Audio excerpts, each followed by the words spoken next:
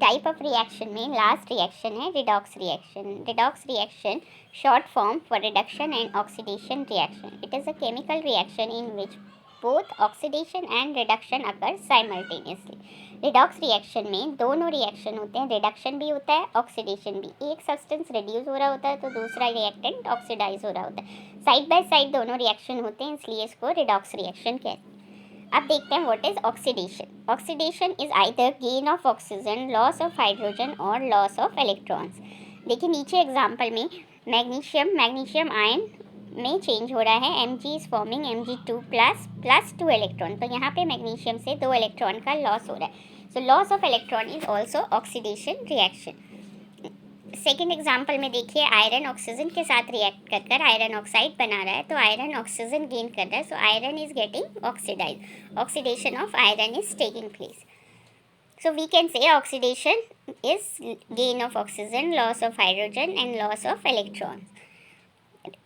What is reduction reaction? Reduction reaction is the loss of oxygen. It is just opposite of oxidation reaction.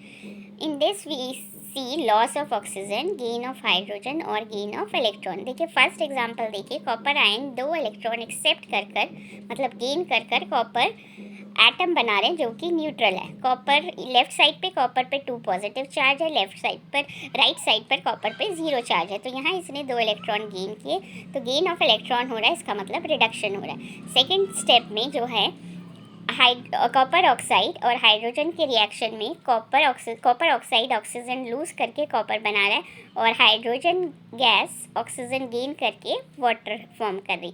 तो copper oxide का यहाँ पर reduction हो रहा है बिकॉज इसमें से ऑक्सीजन लॉस हो रही।